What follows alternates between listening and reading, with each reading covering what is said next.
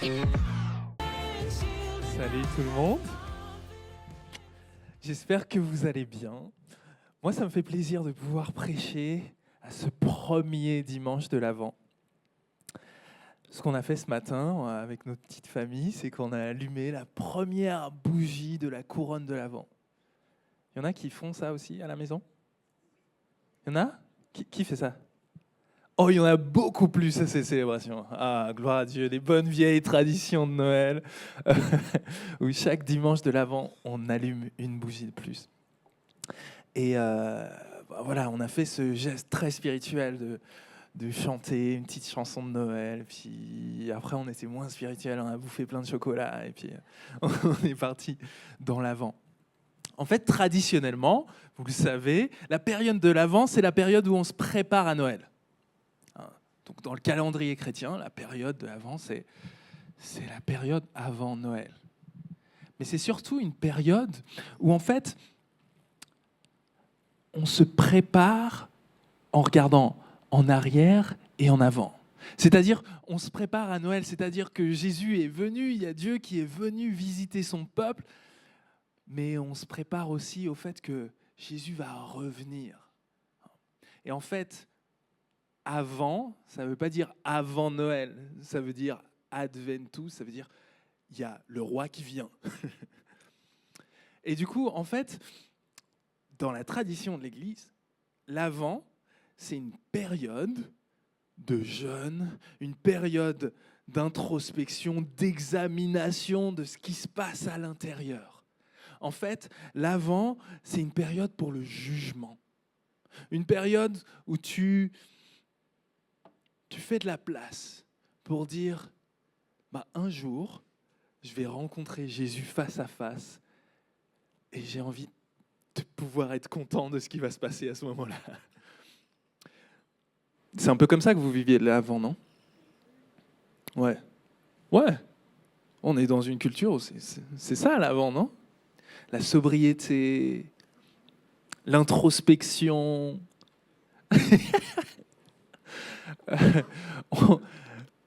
on, vous savez, l'autre jour, je regardais un documentaire de Netflix sur les achats qu'on fait en ligne.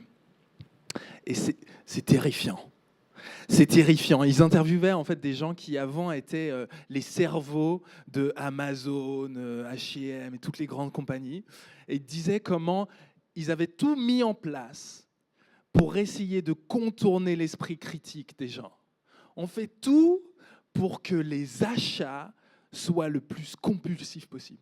On fait tout pour limiter le moment où tu vas réfléchir à ce que tu es en train de faire. Il faut que ce soit tellement facile d'acheter. Tac, oh, c'est déjà là demain matin. Ok. Oh, bon. Et en fait, on est dans cette période exactement. Une période où on n'a pas trop envie de se poser de questions. On a envie de dépenser de la thune. On a envie de préparer Noël. Mais de se préparer à Noël en mangeant un peu de chocolat. Parce que franchement, si tu veux survivre aux 5 repas de famille, avec entrée, plat, dessert et petit digestif, va falloir que tu commences déjà maintenant. Quoi. Il faut tapisses un peu ton estomac de gras. Je ne sais pas si c'est comme ça que ça fonctionne biologiquement, mais c'est un peu comme ça qu'on est. Du coup, il y a un clash, en fait. Il y a un clash entre la manière dont la Bible et la tradition chrétienne essayent de nous préparer à Noël, et puis la manière dont notre culture fonctionne, et la manière dont finalement on vit ce temps. Et j'ai envie de vous inviter à ouvrir la Bible avec moi pour se dire, et si en fait, pendant la période de l'Avent, on vivait quelque chose d'autre? On vivait quelque chose avec Dieu. Et si on invitait le regard de Dieu sur nous? Ça, c'est ce qu'on appelle le jugement. Si on s'intéressait au jugement ensemble, vous êtes d'accord? On fait ça? Ouais? Il y a 2-3 résistances, mais allez, je vous promets, ça va être cool. Enfin, cool. Ça va être sympa. Piquant. vous propose de lire avec moi un texte qui se trouve dans le prophète Malachie. Et je commence à lire au chapitre 2, verset 17. Vous fatiguez le Seigneur avec vos paroles. Vous dites, en quoi le fatiguons-nous ? Eh bien, c'est en disant, quiconque agit mal plaît au Seigneur. C'est en de telles personnes qu'il prend plaisir. Ou bien vous dites, où est le Dieu du jugement ? Alors voici, j'envoie mon messager. Il frayera un chemin devant moi. Il arrivera dans son temple, à l'improviste. Le Seigneur que vous cherchez, le messager de l'alliance que vous désirez, il arrive, dit le Seigneur des armées. Qui pourra soutenir le jour de sa venue ? Quel est celui qui se tiendra debout quand il paraîtra ? Car il est comme le feu du fondeur, comme la lessive des blanchisseurs. Il s'assiera tel celui qui fond et purifie l'argent pour purifier les fils de Lévi. Il les épurera comme on épure l'or et l'argent, et ils seront pour le Seigneur ceux qui apportent l'offrande selon la justice.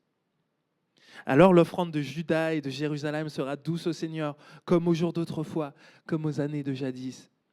Je me présenterai à vous pour le jugement, et je me hâterai de témoigner contre les sorciers, les adultères, contre ceux qui font de faux serments, contre ceux qui oppriment le salarié, la veuve et l'orphelin, et qui lèsent l'immigré, et ne me craignent pas, dit le Seigneur des armées, car moi, le Seigneur, je n'ai pas changé, et vous, fils de Jacob, vous n'avez pas été exterminés.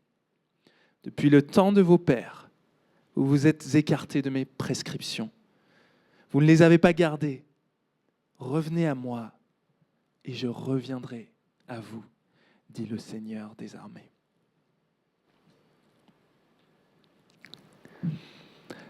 Donc ici, on a un texte sur le jugement. On a le prophète qui dit « Dieu arrive pour juger son peuple ». Et j'ai envie de voir avec vous ce qu'on apprend dans ce texte. Je vais voir avec vous pourquoi on a besoin du jugement de Dieu. Ensuite, je vais voir avec vous pourquoi on a peur du jugement de Dieu. Et finalement, j'ai envie de voir avec vous comment Dieu juge. Pourquoi on a besoin du jugement de Dieu, pourquoi on a peur du jugement de Dieu et comment Dieu juge. Donc voyons, pourquoi on a besoin du jugement de Dieu ? Comme je disais, on est dans une période où on n'a pas trop envie de se prendre la tête, se poser trop de questions. Mais en fait, ce n'est pas nouveau. Parce que ce prophète-là, il vivait aussi à une époque où les gens ils étaient un peu devenus blasés par rapport à la notion de jugement, de vivre la sainteté, tout ça. Ils étaient un peu blasés. Il disait, mais il est où ce Dieu du jugement ? Moi, je vois des gens qui sont corrompus jusqu'à l'os. C'est des pourritures, mais ils sont très heureux. Alors, il est où le Dieu du jugement ? Ça sert à quoi de se prendre la tête ? En fait, le mieux pour nous, ce serait Hakuna Matata. Vous connaissez les philosophes qui ont écrit Hakuna Matata ? Je ne sais plus, un philosophe africain, je pense. Hakuna Matata. En gros, prends-toi pas la tête. Arrête d'examiner ton cœur. L'introspection, c'est pour ceux qui ont du temps à perdre. Vis ta vie, quoi. On n'a qu'une vie. YOLO, comme disaient les jeunes.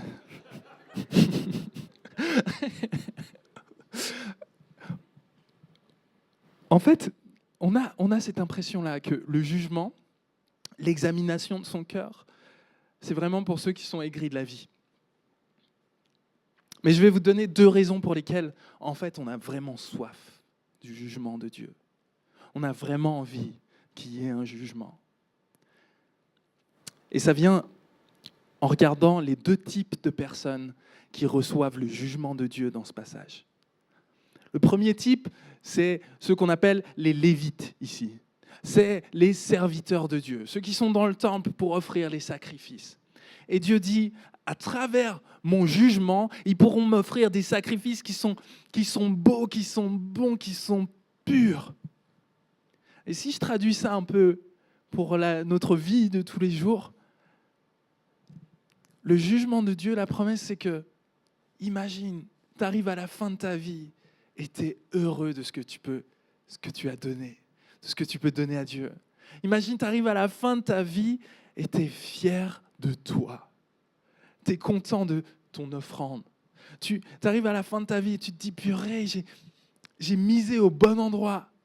Je suis entouré de gens qui m'aiment. Je suis généreux. Je suis humble. Je me prends pas la tête. En fait, je suis une bonne personne. Il y en a, vous avez envie de vous retrouver comme ça? Ouais. Ou alors plutôt tu te dis, non, moi, à la fin de ma vie, j'aimerais bien me dire, j'ai pensé qu'à moi toute ma vie. Je suis un pur égoïste. Tout le monde autour de moi me déteste, au point que je suis mort tout seul, quoi. Non, ça va. C'est pas trop sur notre cœur. Mais tu vois, en fait, la promesse du jugement de Dieu, c'est le meilleur de moi pourra être exprimé, déployé, célébré. Oh, je rêve d'être fier de ma vie quand j'ai fini ma vie. C'est pour ça qu'on aime le jugement de Dieu, on en a besoin. Puis il y a autre chose. Le jugement de Dieu, ce n'est pas juste pour les serviteurs de Dieu dans ce passage, c'est aussi pour les autres. Je voulais les autres. Les sorciers, les adultères, ceux qui font de faux serments, ceux qui oppriment le salarié, la veuve et l'orphelin et qui lèsent l'immigré, ne me craignent pas. J'adore ça. Dans la Bible, il y a tout plein de listes de pécheurs. Et j'adore. Il y a des listes. Ça, c'est pas la plus longue. Mais il y a des listes et des listes. Regarde ceux qui font ça. Peut-être que tu es là et tu te dis, je sais pas si j'aime trop ce genre de, genre de passage. Et je sais pas où tu en es par rapport à la morale chrétienne. Tu te dis, oh, c'est hyper moralisateur en fait. Mais réfléchis un peu. Regarde ce que ça dénonce. Ça dénonce tous les trucs qu'on déteste dans ce monde. Ça dénonce toutes les choses qu'on ne voudrait plus voir dans notre monde. Les sorciers. Tu sais ce que c'est un sorcier ? C'est quelqu'un qui utilise la puissance spirituelle sans avoir de compte à rendre à Dieu. C'est quelqu'un qui utilise la puissance spirituelle pour son propre bénéfice. Il y en a comme ça dans les églises. Et on a envie que le jugement de Dieu tombe sur eux.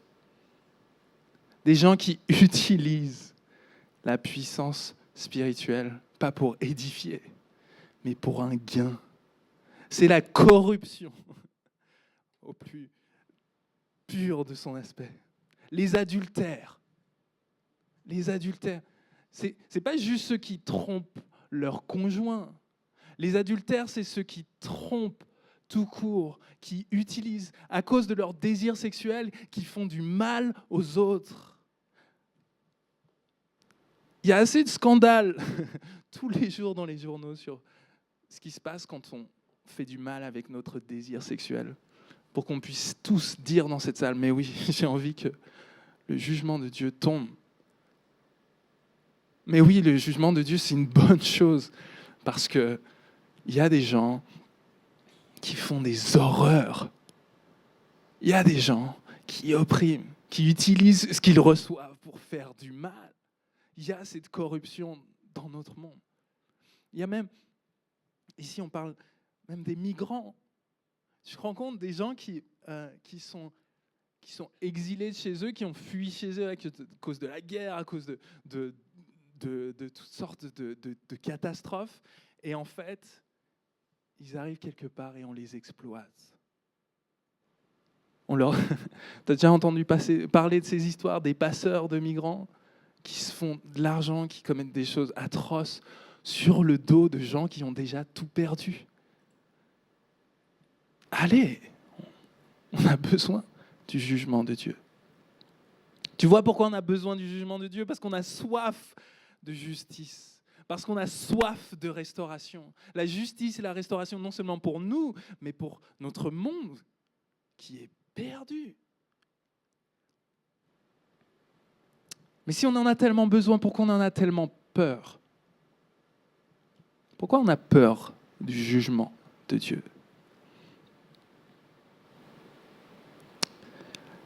Comme je te disais, j'ai regardé un documentaire sur Netflix.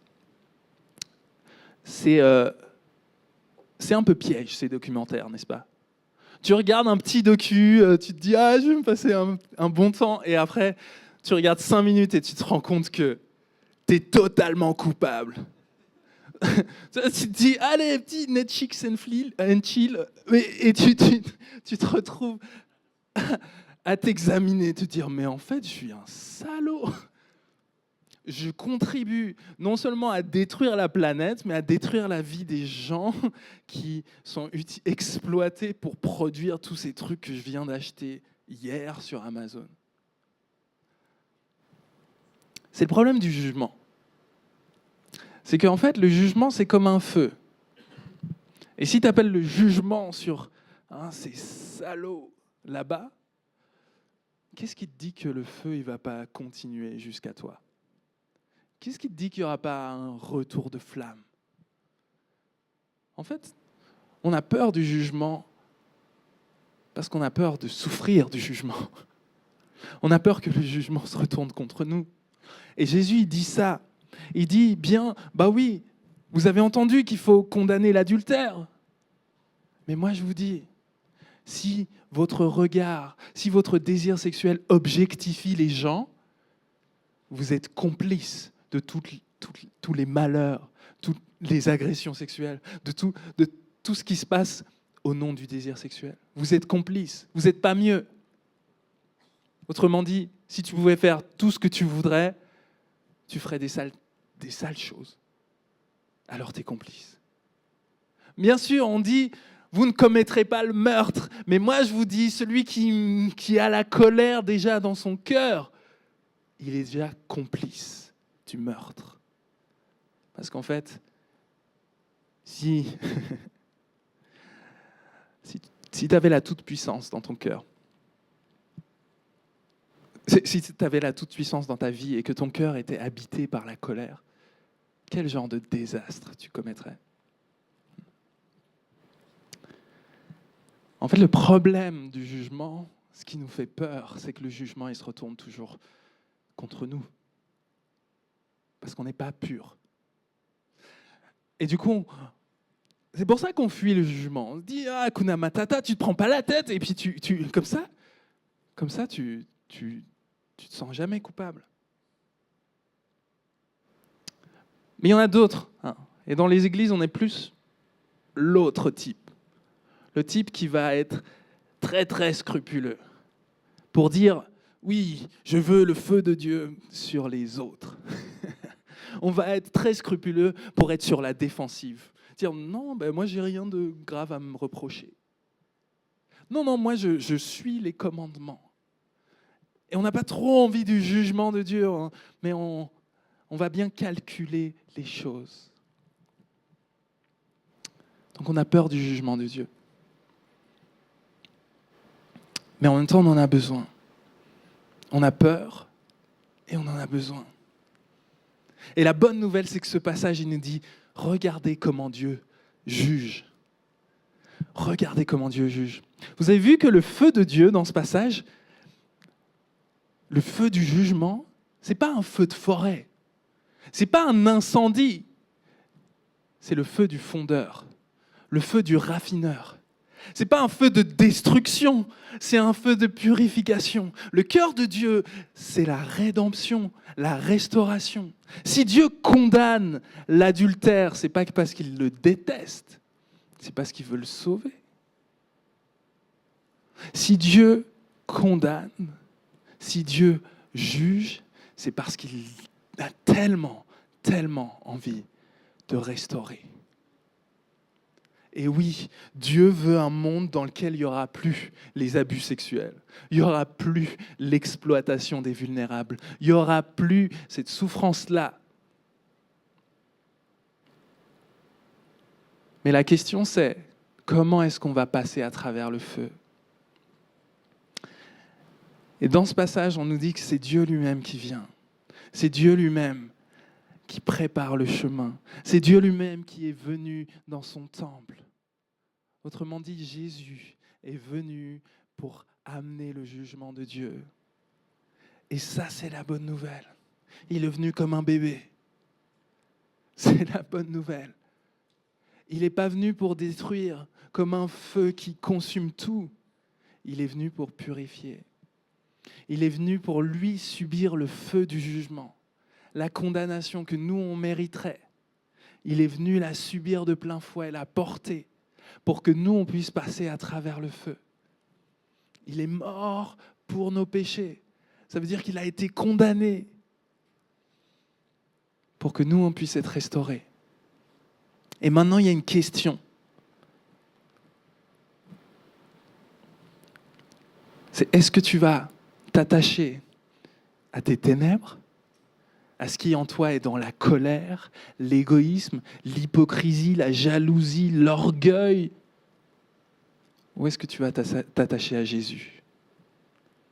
Quand le feu vient, quand le jugement de Dieu vient, le regard de Dieu sur ta vie vient, est-ce que tu dis, oui, c'est vrai, je suis orgueilleux. Oui, c'est vrai, j'ai fait toutes sortes de bêtises avec ma sexualité. Oui, c'est vrai, je fais n'importe quoi, je suis égoïste, je suis narcissique. Oui, c'est vrai, j'ai besoin de toi. Ou alors est-ce que tu vas t'attacher à ces choses ? Te dire, je préfère pas changer. Parce que ce que Dieu dit, c'est si tu t'attaches à Jésus, tu peux passer à travers le jugement pour être purifié. Tu peux être pardonné, restauré. Tu peux recevoir une puissance nouvelle pour vivre différemment. Tu as la puissance de pouvoir changer. C'est ce qu'on appelle dans la Bible la sainteté. La sainteté. Et tu vois, c'est bien différent de la religiosité. Tu sais, les gens religieux, ils vont demander à Dieu, qu'est-ce que je dois faire ? Qu'est-ce que je dois te donner pour que tu me laisses tranquille ? Alors, pour que le jugement passe, que ça va. Mais si tu crois vraiment que c'est Jésus qui a porté le jugement pour toi, c'est pas comme ça que tu vis. Celui qui marche dans la sainteté, il dit autre chose. Il dit pas à Dieu, mais qu'est-ce que je dois faire ? Qu'est-ce que je dois te donner ? Il dit, qu'est-ce que je peux t'offrir ? Qu'est-ce que je peux t'offrir ? Voici ma vie, qu'est-ce que je peux t'offrir ? C'est la différence entre le légalisme et l'amour. Je t'offre ma vie. Je suis à toi. Je t'appartiens. J'ai rien à cacher. J'ai rien à cacher. Prends tout. Passe-moi au crible. Prends tout. Viens, comme le psaume 139 dit, examine mon cœur. Regarde mes voies. Et change-moi. Change-moi. C'est ça que ce passage nous invite à faire. À accepter le jugement de Dieu pour nos vies. À nous ouvrir à lui. À dire, viens m'examiner. On a besoin de ça pour être libre. Pas être des légalistes coincés avec des petites vies. Non. Pas être non plus des narcissiques égoïstes qui ignorent leur conscience. Mais pour être vraiment libre. Libre. Pour marcher libre dans notre vie, on a besoin du jugement de Dieu à travers Jésus. On va prendre un temps de communion parce que la communion, c'est un moyen pour nous, physiquement, de dire « Seigneur Jésus, je veux m'attacher à toi, plus qu'à toute autre chose. Je veux que toi, tu puisses venir examiner mon cœur. Je veux que toi, tu puisses venir me remettre en question. Je veux m'attacher à toi. Viens me pardonner pour mes fautes et viens me rendre pur à nouveau. » Alors, peut-être que vous pouvez me passer les éléments de la communion.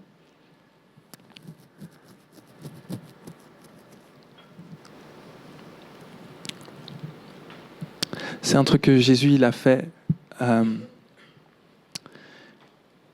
la nuit où il allait être livré. Quand il a été trahi par les siens, Jésus, il a pris ce repas avec ses disciples et il leur a montré le pain, il leur a dit « Voici mon corps qui est brisé pour vous. »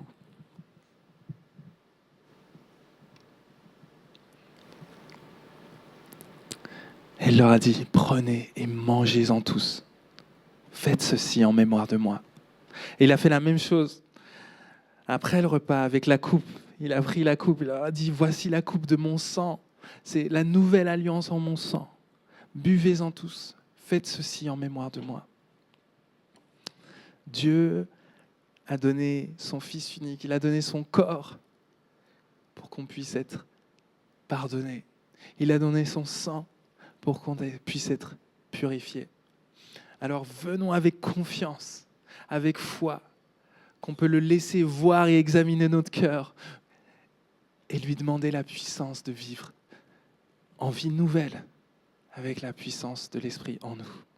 Seigneur Dieu, on te remet ce temps de communion. On veut venir vers toi avec foi, avec confiance, parce que tu nous aimes, parce que tu as compassion de nous, parce que tu veux nous restaurer. Viens avec ton esprit habiter ce temps, qu'on puisse vraiment participer à ton corps et être lavé par ton sang. Au nom de Jésus. Amen.